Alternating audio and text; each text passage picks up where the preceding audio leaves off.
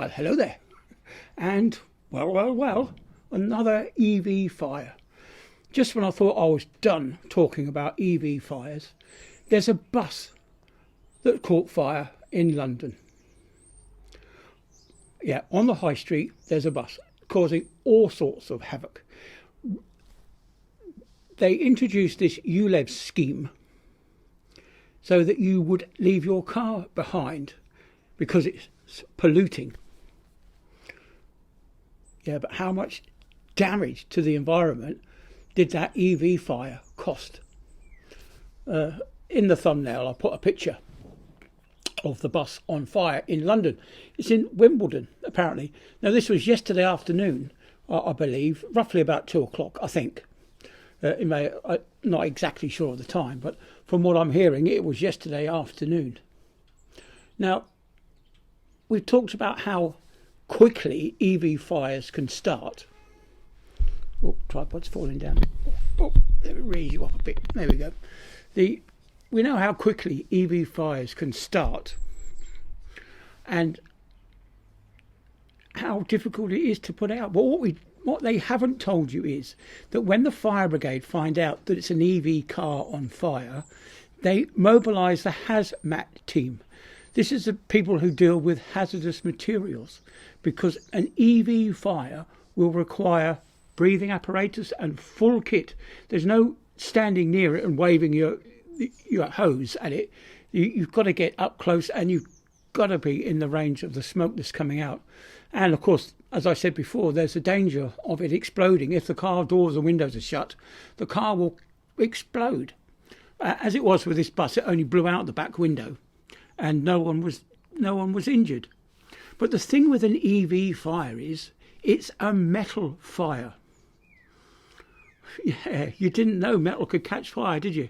But metal can catch fire. And the temperatures that an EV battery will burn at is somewhere in the region of about 2,500 degrees. Now, wood will catch fire at about 300 degrees centigrade, that is, not Fahrenheit, centigrade, 300 degrees centigrade. And it will burn up to roughly about 950 to 1,000 degrees centigrade, which is nothing compared to that of an EV fire, which is 2,500 degrees. Can you believe how hot that is? And of course, if you're stood next to such heat, it's quite possible that your hair gel or your aftershave will catch fire if you're not careful. That's one of the dangers. These things, they're incredibly hot. So not only will it burn stuff that's close to it, it will burn stuff that's really quite far away. And one of the other things as well about an EV fire is that you can put the fire out in a few hours, but it's likely to spontaneously combust up to a month later. Now, what they're finding now is that they have to cover these cars, in particular. I'm not sure about buses. A bus will be a big thing to cover with a blanket. But what they're doing with these EV cars is they're covering them in a special blanket, which costs about £2,000, by the way. Covering them in a special blanket to reduce the oxygen flow into that fire area, and then they have to take them to a special yard that can dismantle these fires. You actually take the car apart, well, a salvage yard. But boy, is it, the cost to the environment must be phenomenal. Not only have we got the toxic smokes that are being emitted, you've also got the danger of other things catching fire. Now, luckily, with this bus that was on fire, everything was slightly outside the radius that it could combust in. Now, imagine that you live in a block of flats and you've got charging points in the basement.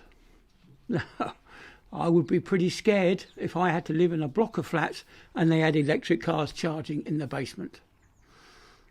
As you can imagine, all these multi-story car parks now with charging points in the basement. Now, I would be pretty loath to park in somewhere like that, wouldn't you?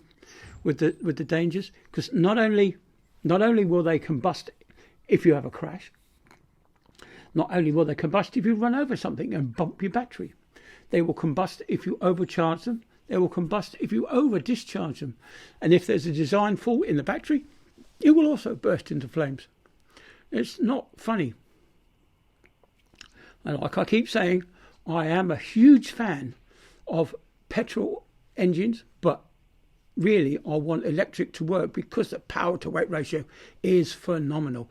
If you have a petrol RC car, radio controlled car, for example, now the electric one is going to beat your petrol one, hands down. Same with the helicopter, where I used to fly RC helicopters. Absolutely phenomenal speed. But compared to a petrol engine, it's fast.